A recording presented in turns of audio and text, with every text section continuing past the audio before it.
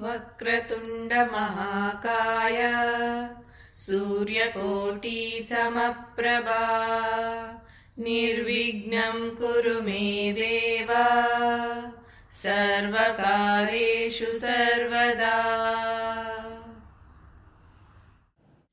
ಮಕ್ಕಳೇ, ಈಗ ತಾನೇ ಗಣೇಶನ ಹಬ್ಬ ಮುಗೀತು. ಎಲ್ಲರೂ ಗಣೇಶನನ್ನ ಭಕ್ತಿಯಿಂದ ಶ್ರದ್ಧೆಯಿಂದ ಪೂಜೆ ಮಾಡಿದ್ದೀರಾ ಅಲ್ವಾ? ಗಣೇಶ ದೇವರು ಶಿವ ಮತ್ತು ಪಾರ್ವತಿಯ ಪುತ್ರ.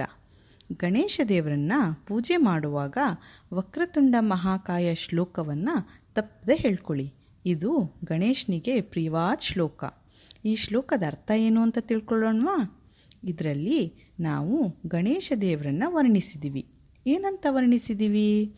ಗಣೇಶ ದೇವರು ಬಾಗಿದ ಸೊಂಡಿಲನ್ನು ಹೊಂದಿದ್ದಾರೆ, ಶಕ್ತಿಶಾಲಿಯಾದ ಸದೃಢವಾದ ದಪ್ಪಗಿನ ಶರೀರವನ್ನು ಹೊಂದಿದ್ದಾರೆ, ಕೋಟಿ ಸೂರ್ಯರ ತೇಜಸ್ಸನ್ನು ಹೊಂದಿದ್ದಾರೆ.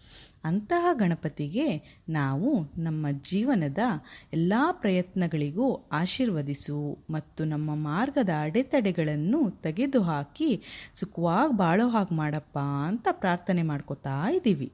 ಈಗ ಗೊತ್ತಾಯ್ತಲ್ವಾ ಈ ಶ್ಲೋಕದ ಅರ್ಥ ಏನು ಅಂತ? ಇದನ್ನು ದಿನ ಹೇಳೋ ಅಭ್ಯಾಸ ಮಾಡ್ಕೋತೀರಾ ಅಲ್ವಾ? ಮತ್ತೆ ಮುಂದಿನ ಸಾರಿ ಇನ್ನೊಂದು ಶ್ಲೋಕದೊಂದಿಗೆ ಭೇಟಿಯಾಗೋಣ. ನಮಸ್ತೆ.